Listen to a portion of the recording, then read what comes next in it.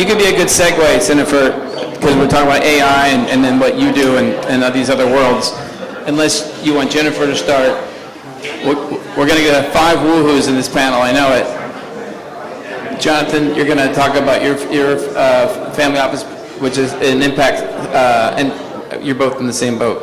Trying to invest in for good. So maybe you kick it off, one of the two of you. Are we using AI? How much time do you want? How much time for everybody? We got a 30-minute, this is the flavor, and then right after this, we go to breakouts on this subject. Okay. So are we using AI as a bridge into this? Don't have to, Okay. but if it happens to be an elegant segue, but I would say I've been investing in AI since 2016, and I would say AI is going to touch every single business. It's a question of, to the point of our panel of next gen and philanthropy, it's a question of how we want it to touch our business. You could have a plumbing business right now, and if you're not using AI, you're going to be outbeat by your competition that is. So I would add that color, given my perspective, to the last panel. But are we doing introductions? Do you want to introduce? please. Okay. Hi, I'm Jennifer Mendoza. I'm the co-founder and general partner at Mendoza Ventures. We've deployed over $30 million to women and people of color in the CEO role or underrepresented CEOs. I'm also the executive director, woo, because I write the check. And then I'm also the executive director of Mendoza Impact, which is our philanthropic arm, and I serve on NACI, which is super. My week in Washington just got very interesting. We're the National Advisory Committee for Innovation and Entrepreneurship, so me, along with 20 other people, wrote the Tech Hubs portion of the CHIPS Act, which just implemented another $500 million this week. And yeah, I know, it's a fun committee. And we wrote the National Entrepreneurship Strategy, hopefully making it easier for all of us to do all the things we're talking about in the US. And with that, I'll give it to Jen Wines, who is an amazing expert. You guys are gonna love her. Thank you so much, Jen. Mark, thank you for organizing, as always. It's a pleasure to be here with you all. Quickly, my name is Jennifer. Last name is Wines, like a glass of wine. You all can call me Jen. We're all friends here. And a little bit about me. I have a legal background, private wealth management / private banking background, and also developed a proof of concept and a prototype, which was moved into incubation while I was at Fidelity, so developed that. The reason I mention that is that I've always had a future-forward orientation. And so I took the thread of law, coupled with the private banking background, wealth, and the future-forward orientation, and I braided those 3 together and decided to leave my practice a couple of years ago, wrote a book called Invisible Wealth, which is all about redefining wealth for this new paradigm that we're stepping into. And it talks about intangible assets, i.e. invisible wealth, both practically, i.e. Artificial intelligence, and more philosophically. Wendy. Hi, I'm Wendy Diamond. I'm part of a family office. We're based in Cleveland, Ohio. I'm the founder of Women's Entrepreneurship Day organization. We're in 100 countries, officially recognized by U.S. Congress, the King of Qatar, the President of Mexico, Governor Hochul, and we bring governments, business leaders, civil society, entrepreneurs, investors together to collaborate to find solutions to economically empower women from the ground up approach and start their entrepreneurial journeys. We're investing in about 50 funds all across the board in every category, and about 100 startups, and really focused on impact. Hello, I'm Jonathan Fine. I'm with a French single-family office based in Singapore. We invest in sustainability-related businesses in a private equity style, and we also provide donations to children-oriented charities. Hi, I'll keep it short because I haven't been alive very long. But I work with a family office out of New York focused on impact investing into African American-led funds as well as climate-focused funds. And then I'm also the principal at a venture capital fund called Good Light, and we focus on funding underrepresented founders solving for the biggest challenges of our time. I got the entrepreneurship bug when I spent a good bit of my childhood overseas, started seeing that business can really make a difference in the lives of underrepresented people groups, and so that kind of led me to doing what I'm doing now. So saying all that, how do we optimize our approach to philanthropy and impact of the rest? What can we do better And what can we as a 361 community do collectively better?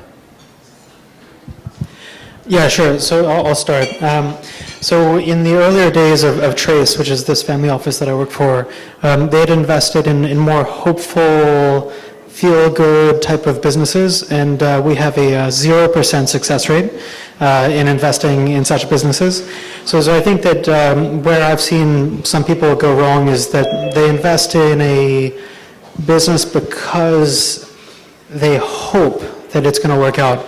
And if you're going to do that, you might as well just give money to charity. When we give money to charity, But even when we give money to charity, we should be mindful and, should be a rigorous process, right? absolutely. But I think when you're investing in a startup, there's so much excitement around it and about how the startup could perform when most of those startups don't perform very well at all. Right now, for incremental investments, if there's Asia Development Bank Ventures, if there's concessionary capital in the capital table, we will not invest. Because those companies typically are overly focused on scorecards, overly focused on vanity metrics, and they will not become anything that has a real impact. For us, we're investing in real businesses that are actually going to scale, or we're giving money to a school in Vietnam, and they're going to build a school for the children. Those are the two ways that we're going about it. Okay, so I've been in impact my whole life. When I learned 12 million animals euthanized a year, I created Animal Fair to bring celebrities and pop culture to the animal rescue world, because I knew that everyone in the world wants to help. You just have to make it really easy for them. So teaching everyone you can adopt any breed, any size, any age, etc. So that's kind of been my, when I decide like, oh, I'm going to go into a startup or things like that. And so I look for startups that are really going to make a huge impact. So one of them that can benefit everybody here is called OpenGrants.io, and they're disrupting the $4 trillion of government procurement and the trillions of dollars of non-diluted funding. So if you're a nonprofit or you're a doctor or you're a startup, literally you just put your profile on, and the AI of the $4 trillion that is for non-diluted funding then alerts you, fills out your profile, lets you know if you've missed some questions. And literally they've done already like $20 billion of grants, and they just got acquired. So just really getting, investing in that kind of space for me is like what I can tell people. Another one, I'll just throw this out and then I'm done. Dollar Donation Club. So if you go to dollardonationclub.com, it's literally using AI and on the blockchain, enabling everyone to donate $1 to the most impactful projects. And we just brought on Selena Gomez. She has 600 million followers. And literally she's going to ask all her followers to donate $1 so she can raise $100 million for mental health.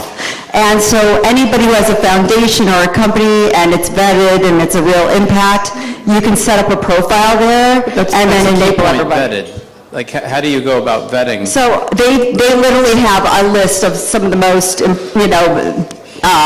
educated people in the space, as well as impactful people in the space, and it goes through a whole process. And then they just got Mr. Beast. Mr. Beast is another, if everyone knows who it is, right? Yeah, so and they just got Mr. Beast and the San Francisco 49ers, so literally creating impact, enabling everyone to donate $1 and bring hope and purpose back to people's lives. So I would say, Mark, you don't compromise ever. Like if you're in the business of compromising and you're an investor, you're already in trouble. So I would say choose your North Star for your philanthropic effort and pursue it uncompromisingly. And to your point, I would really caution against by fabricating diversity in your portfolio and performance in your portfolio, because, to your point about the two different buckets, if you're only investing by the numbers, diverse teams do outperform. I can cite McKinsey 2020 and a whole bunch of other studies on that. And so if you are bullishly just going after the numbers and not going after bias or traditional track record or other things, you should have diversity in your performance portfolio. Fantastic. I'm a big definitions girl, so again, my book is about redefining wealth. So I took like a super first principles approach to the word wealth, looking at where it came from, the etymology, the ways that it's changed over time and the reasons for that. So when you pose the question, what do we do about philanthropy? Like my mind goes to, well, what is philanthropy, right? And I think we're seeing different manifestations of that by virtue of what everyone just described thus far, and I'm really looking forward to hearing your thoughts as well. But I think we have to think about what is philanthropy and ultimately taking a more comprehensive interpretation of what investing is. And that's going to look different for different peoples, but there's going to be metrics that are qualitative in nature and quantitative in nature, and getting comfortable with that and understanding where you sit on that spectrum and why, and where you want to deploy capital and why, what narratives you want to move forward and why is really powerful and impactful to the movement of philanthropy. Well, combining that, what is your North Star? So, I left a pretty lucrative job to contribute to the narrative of redefining wealth in a more comprehensive way. So for me, my soul is woven into invisible wealth and broadening the conversation. So my hope is that has ripple implications, right? And that's where my focus is at the moment. So that's where my North Star is. We should be partnering more. Yes. We've talked about it, but Yeah. we're sort of doing it, but let's do it. Sounds good. And Jennifer, what's your North Star? We just wrote the Tech Hubs portion of CHIPS, and we had to say what our North Star was for deploying into Ohio and Colorado and Massachusetts and all these wildly divergent areas. And so it's really hard to write, to your point, a quantitative thing. I will sleep well when the wealth stack of our country directly mirrors the census. That's my North Star. Oh, yeah, sure. Because there's two questions. How do you optimize, and what's your North Star? Or you can answer what other question you want. Well, optimizing is a big word. I think, Jen, what you're talking about defining impact is really important, because I think what I've seen in the past just couple of years, and clearly I'm new to the space, is that people are cosplaying impact in the way that they think impact should be, and the simple truth is that we all care about something very different. To somebody, they care about the wildlife in our water. There's somebody else that cares about the clarity of our water, somebody else who cares about making sure our energy is efficient and clean, someone else who cares about empowering African Americans in Tulsa, Oklahoma. Like, everybody has something that they do care about, and I think it's really sad what we've done in the industry of painting everything the same shade of care, and that's just really impossible. So I think the best way to optimize for impact is to stop judging other people for what they think is impactful, and to allow and create systems for people to invest in what they truly care about. Every family's going to define that differently, but you can't expect every family and every pension and every institution to invest along the same guidelines for impact. So that's how I think we could optimize it.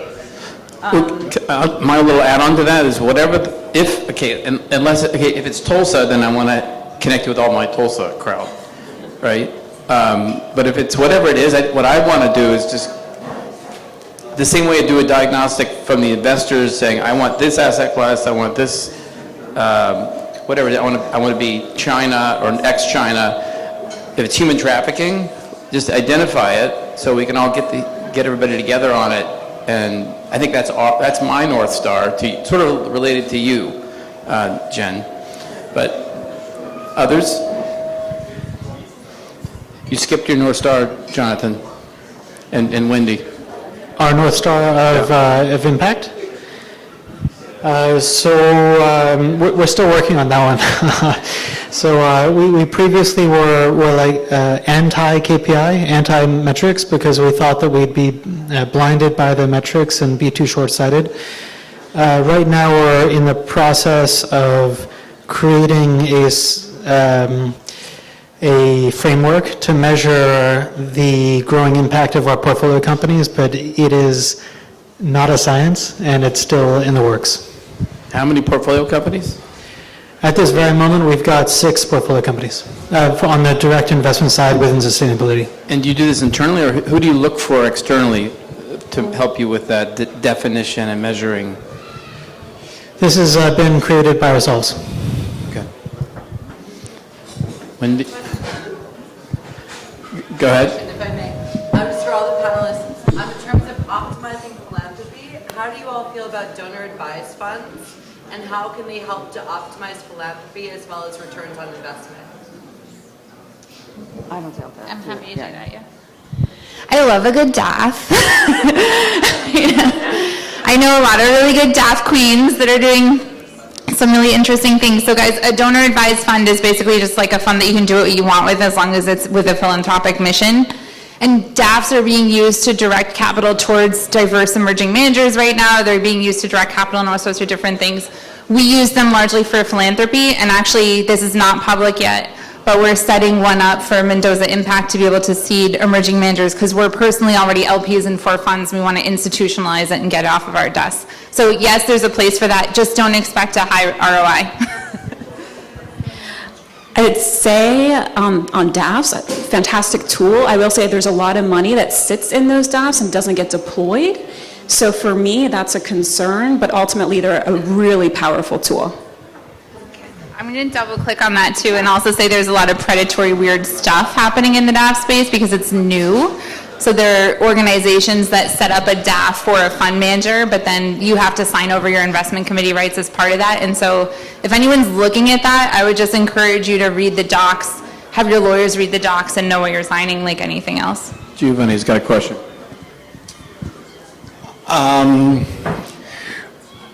Mark likes to remember a time when I predicted COVID, right?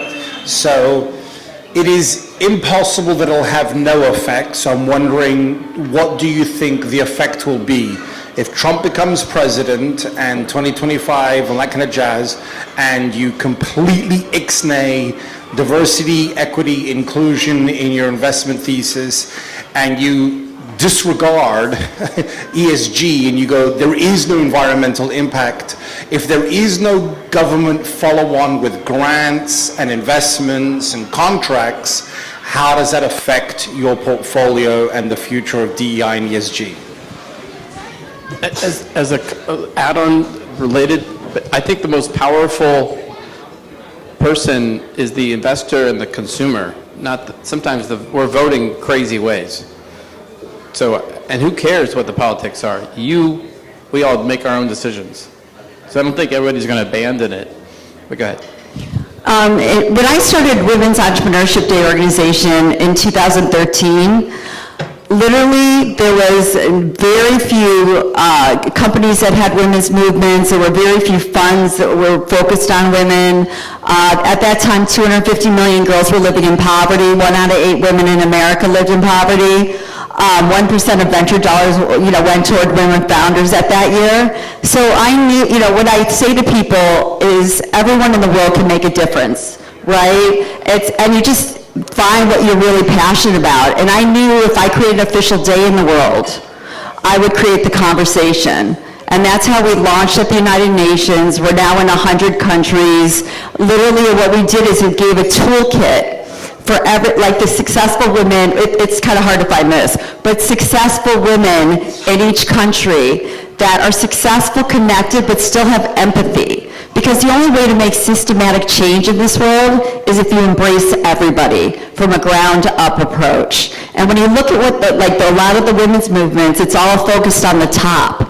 But if we really want to create change and create the conversation and change the mindset, it's about embracing everybody to understand the importance of empowering women.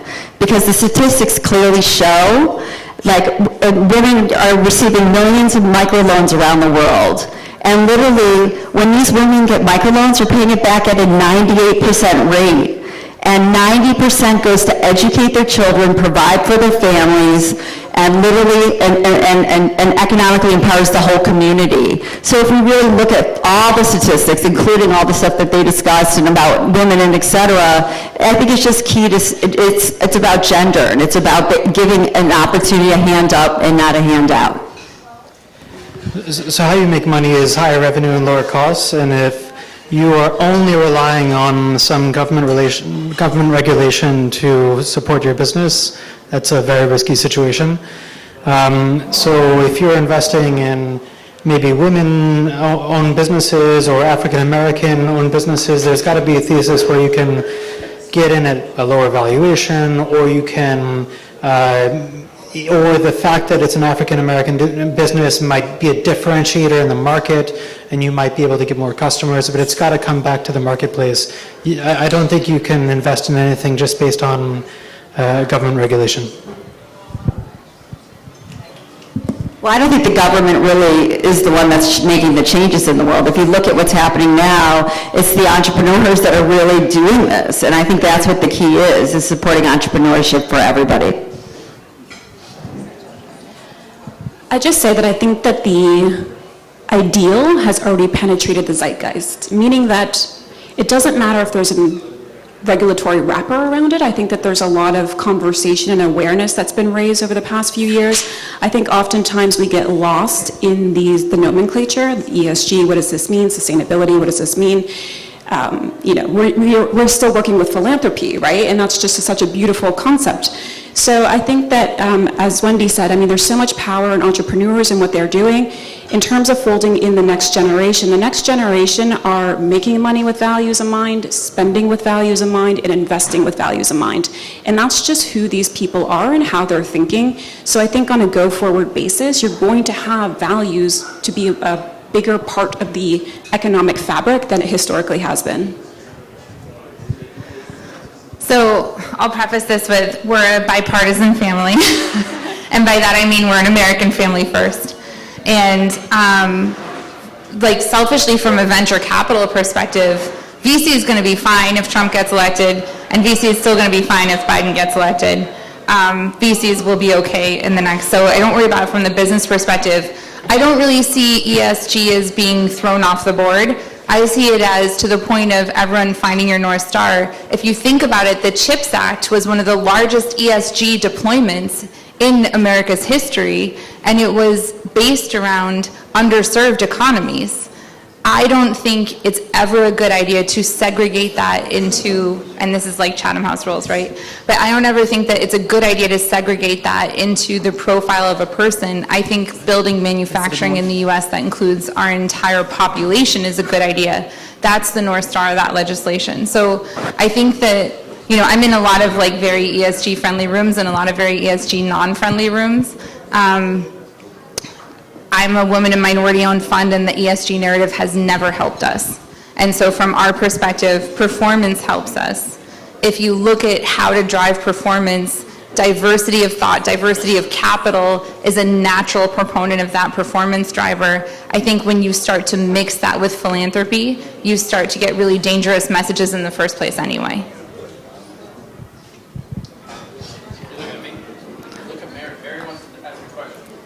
I have one question for you guys. What are you finding the most exciting thing in terms of next gen, right? Whether it's investment opportunities, whether it's philanthropy. I'm just making the topic really broad.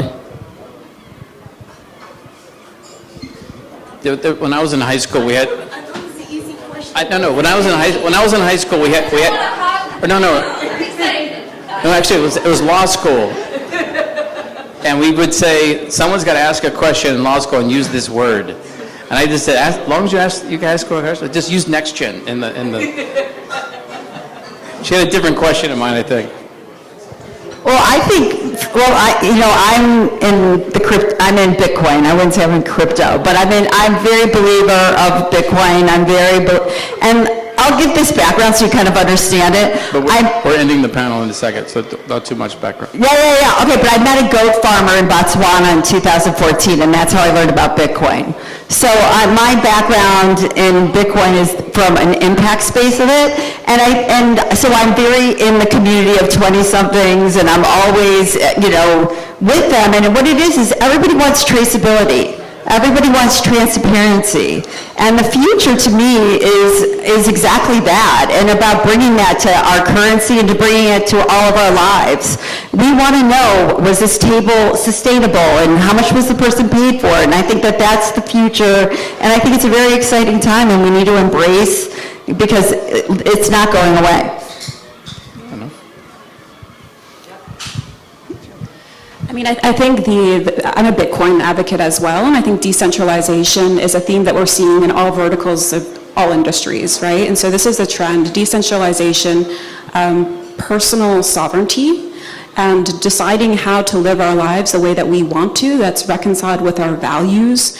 That's the next generation of everything. I mean, I think the technology is a manifestation of the undercurrents that are happening within each of us as individuals. Not to get too woo-woo or philosophical, but that's what I think. I've discovered that I really like writing checks, and I'm just excited to keep doing that. In general, I'll tell you, I'm like joyous when I fund a founder. I'm also really excited. So my daughter's 10, and we went into the Museum of Fine Arts in Boston a couple of weeks ago. And if you guys have ever, Elle, we met her earlier. yeah, today. Ellie Mendoza's here somewhere. I think she's downing a cheeseburger, but her name's or El Jefe, if you know her. She walked into the MFA, which is one of the stodgiest, whitest museums on the planet, and she looked at the walls and she said, "Why are all the women naked?" And I said, because the boys were buying the paintings, and when you buy your paintings, you can buy whoever you want naked. And so I'm excited for that mentality to grow, because to your point, there is no tolerance in the younger generation for the BS that we put up with lack of transparency and hoity-toityness and what you should do. And I'm excited for that as a catalyst to unify our country post-November. So for new investments, I'm most excited about new ways of cooling, new alternatives to plastic and hard-to-replace applications, new ways of recycling that get more value out of something or get any value out of something that was previously thrown out. And those are the new ways of basically reducing the natural resources that are used. Yeah, I'm excited about a couple of things. I mean, several of the companies that are in our pipeline that we're really looking forward to investing in they're all led by women, but what's interesting, like, we're not specifically like only focusing on that. It's just the top companies that come through are led by women, and that's cool. Like, I love the fact that I'm like looking at a company and they're doing like $2.6 million in revenue, and they're like, yeah, we're not really far along, we're like very pre-seed, and I'm like, you're doing pretty well. Like, I'm just happy that we're seeing this from women. So I'm excited about that. And I'm also really excited about some of the climate tech that's coming out. Specifically things that can be expanded into global markets that are low cost. I'm really excited about that. So if you have interesting climate tech deals that can scale globally, please talk to me. You know, here's the point. If you have interesting climate tech deals, you're going to go to this table 3. If you want to continue this discussion, I believe, am I right? It's over here. And then public and private there, and on and on and on. It seems like there are more tables and circles here, but I think this is the projector over there. We are moving into the round tables, and I just wanted to just give you the principles of how we do round tables. And by the way, Bill Deichler, welcome. He finally made it. You guys, before we break up, can we all just thank Mark for putting all this together?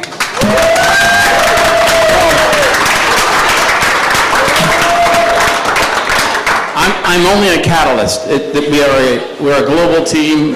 Michael's sitting over there. We have where's Nishant? Right by the bar. Yep. Joking.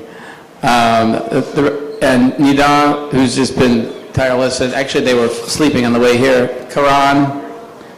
Where's Vatsal? Somewhere around here. No, and then we have other people who are behind the scenes, so it's all about team. the way we do breakouts, this started in 2004. I moved to New York City. I go to an event. I was not in a fraternity. And it felt like the sororities and the fraternities were all just like silos. And I was like Rip Van Winkle. I lived in Russia for 8 years. And I went to this event. I wanted to create the anti-event of that, where we all get together and share who we are and what our asks are. But now I grew that for I didn't let the school come and pitch for money, because that's the way the university alumni programs are. I let them observe, but we grew this to 300 people, and when we grew it from 30 to 70, we had to do breakouts. And the way we do breakouts is very similar. It's the same thing. You know, first you find your seats where you want to go.